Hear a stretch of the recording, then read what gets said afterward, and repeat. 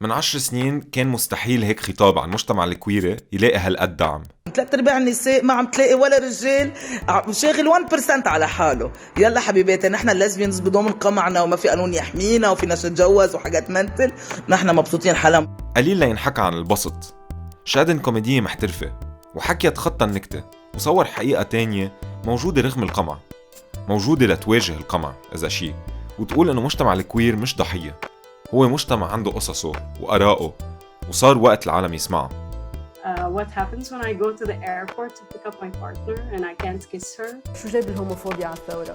كل شيء يخصه، لأنه إذا مش هلأ حكينا عن كل هول القصص ما بقى رح يطلع لنا صوت بعدين. المجتمع الكويري بلبنان خلق مساحات أمان عم تسمح مع الوقت لعدد أكبر من الكويريين إنهم يخبروا قصصهم. مش إذا أنا وياها بنستعمل كلمة لوطي مع بعض معناتها أنت فيك تستعملها، هي بتعيط لي لوطي، أنت بتعيط لي لاري. هالمساحات ما حدا قدمها هي، اجت بشغل متعب وسنين من النضال والتضحيات وأوقات كتير على السكت وأوقات على العالي بمجتمع ذكوري عنيف. الجمعة 9 آب اللي تحول من نهار منع وقمع لنهار منع القمع. مجتمع الكوير عم ينجح بترسيخ فكرة المجتمع. إذا في ناس اليوم قادرة تخبر قصصها، هيدا لأنه في ناس من زمان لليوم اشتغلت بالكواليس. كتير مهم للكويرز يكونوا مرئيين وتتخبر قصص الكوير من ناس كوير. بيجرم النظام المثلية من خلال القانون 534 يلي بيجرم المجامعة المخالفة للطبيعة، فبيخبر النظام إنه المثلية ضد الطبيعة، بس قصص الكوير طبيعية تتحدى هيدي القصة. وفعلا من 2009 اعتبر القضاء إنه الطبيعة مش مصطلح محدد أصلا ومفهومها أوسع من التفسير السائد. على هالأساس بال 2017 رفض القاضي ربيع معلوف يحاكم مثليين على 534. بال 2018 رسخت محكمة تمييزية هذا التفسير، وبال 2019 القاضي بيتر جرمانوس رفض الحكم على المثليين بالاستناد على نفس المبدأ. هالإنجازات بتزيد خوف النظام، كل يوم بيجرب يقتل القصص يلي بتناقضه، وبيعرف إنه القصص يلي ما منخبرها نحن بتصير ملكه إله. وانمحيت من كتب التاريخ كأنه تاريخه.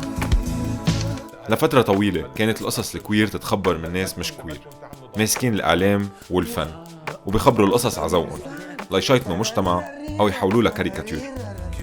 وبفضل مجهود أشخاص كوير كانوا عم يشتغلوا بمجالاتهم صاروا مرئيين بالفن وبالإعلام. وردة الفعل إني غنيتي بأحد النوادي الخاص بالمثليين الجنسيين، هيدا قلته قبل ورح أرجع أقوله مرة تانية، خاصة وأنا موجودة بمصر. بغني لكل الناس.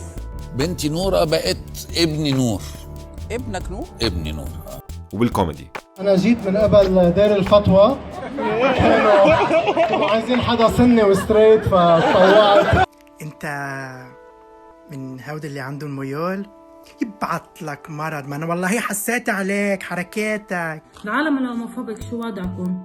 يا خيي مالك ومال العالم، وين بيحطوا طيازهم؟ شو قلنا فيهم؟ قلنا فيهم ما قلنا فيهم. وبمسرح الدراج يلي انشهروا فيه كتار من الفنانين كوير ومش كوير. كلمة الدراج هي كلمة كتير قديمة مستوحاة من الأيام الشكسبيرية لما كانت البنت ما فيها تطلع على المسرح فكان الشاب ياخد أدواره. انستغرام وتيك توك وغيرهم كسروا سيطرة النظام على الإعلام وصاروا مساحات لناس كوير يتنظموا. لقيت قصصهم جمهور واسع لأنه أكتر الناس بيقدروا يشوفوا تركيبات النظام القامعة هن اللي معيشون النظام على الهوامش. مساحات الأمان مش متاحة للكل والنظام بحاربها. حتى وقت البابا طلع قال إنه الكنيسة منفتحة لأنه المثليين يكون عندهم عائلة، الكنيسة بلبنان حرفت حكيه. بالنسبة للنظام قمع القصص أهم من احترام الرموز الدينية. هن فانو بارتي دون فاميليا، يعني هم يشكلون جزءا من العائلة. هن ترجموا فانو دون فاميليا، يعني بيقدروا يكونوا عائلة. هون الغلطة. إذا مع البابا هيك، كيف إذا كانت عابرة عم تخبر قصتها؟ تنعد الناس يلي عندها الامتياز إنه تحكي، وحتى هي بتواجه عنف يومي. الظهور العلني بيعرض الناس للخطر، وكتار من يلي عم بيخبروا قصصهم فهمانين إنه هيدا عمل سياسي عابر للحدود. بمصر سارة حجازي رفعت علم المثليين، وقت ما خاف نظام السيسي عتقلها ومنع العلم ومنع الإعلام يجيب سيرة المثلية كلها على بعضها.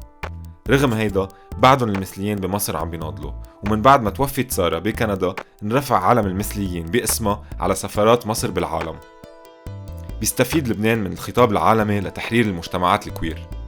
بنفس الوقت الخطاب العالمي ممكن يشكل خطر، أولاً أنه يمحي التاريخ الكويري العربي، وثانياً أنه يحول حقوق المثليين لسلعة بتبيعها دول وشركات وأحزاب للكويريين، وبتروج لحالها على ظهرهم، وبتستفيد من مصرياتهم ومن أصواتهم، وبترجع بتستعمل أرباحها لتدعم سياسات بتقتلهم. هيدا بيأكد أهمية أنه تتخبر قصص الكوير من ناس كوير.